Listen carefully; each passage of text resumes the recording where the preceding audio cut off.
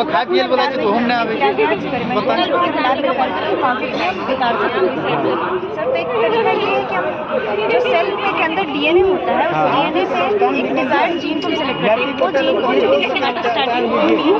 जो कि सोमैटोस्टैटिन नामक प्रोटीन है जिसको बनाता है, वैसे जीन को हम खाते हैं। वो जीन को खाने के बाद उसे लैब में ले जाते हैं, बैक्टीरिया में डाल के उससे प्रोटीन निकालते हैं। उस प्रोटीन को निकालने के बाद हम स्टोर करके रखते हैं और उसको फिर ऐसे गायों में डालते हैं जिनसे हम दूध निकालते हैं, ताकि वो हमें हर अंतराल पे 20 गुना ज़्यादा दूध दे सकें। और एक तरीका और ये है कि हम उस गाय में बार बार देने से अच्छा है कि हम एक बार ऐसे डाल दें कि वो हमेशा फिर 20% ज़्यादा दूध ही दे। वो तरीका ये है कि एक ऐसे गाय को चुनते हैं जो कि सुपीरियर श्रेष्ठ गाय। श्रेष्ठ गाय वो ऐसी गाय होती है जो कि दूध भी ठीक ठाक देती है और उनका स्वस्थ हो काफ़ी अच्छे तरीके से। तो जनरली हम जानते हैं कि एक साल में गाय एक बार एक ही अंडे दे सकती है, अंडे निकालती है। तो उसमें हम एक हार्मोन होता है जिसको हम कहते हैं FSH, फॉलिकल स्टिमुलेटिंग हार्मोन। वो हार्मोन इंजेक्ट करते हैं उसके शरीर में इंजेक्शन के थ्रू, और वो जब उसकी मात्रा उसके शरीर में बढ़ती है तो वो एक बार में एक के बजाय 8 से 12 अंडे एक बार में दे सकते हैं। वो 8 से 12 अंडे हम निकाल के लैब में उसको फर्टिलाइज करते हैं, जिससे बनता है प्रोन्यूक्लियस। एक स्टेज का नाम कहा गया प्रोन्यूक्लियस।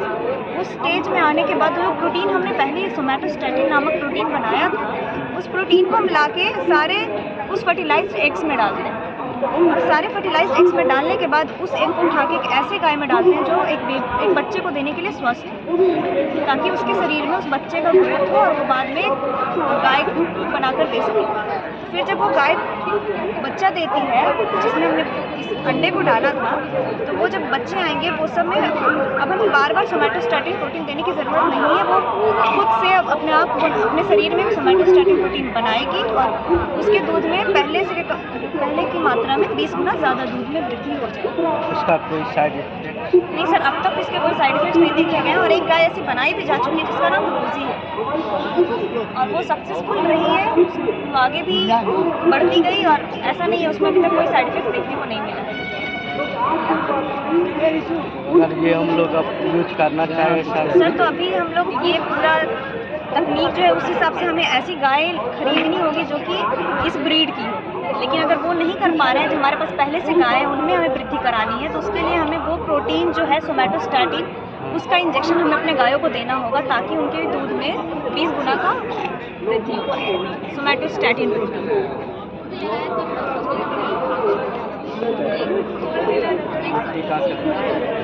जैसे इंसानों में टीका बहुत ज़रूरी है, उसी तरह हमारे जानवरों को भी टीका हर अंतराल पे देना चाहिए। क्योंकि आजकल हम जानते हैं बहुत सारे ऐसे वायरसेस हैं जो कि जानवरों में बहुत बीमारियाँ हो रही हैं। अभी कुछ दिन पहले हमने सुना था लंपी वायरस राजस्थान और गुजरात में बहुत बड़े तौर पे फैली थी।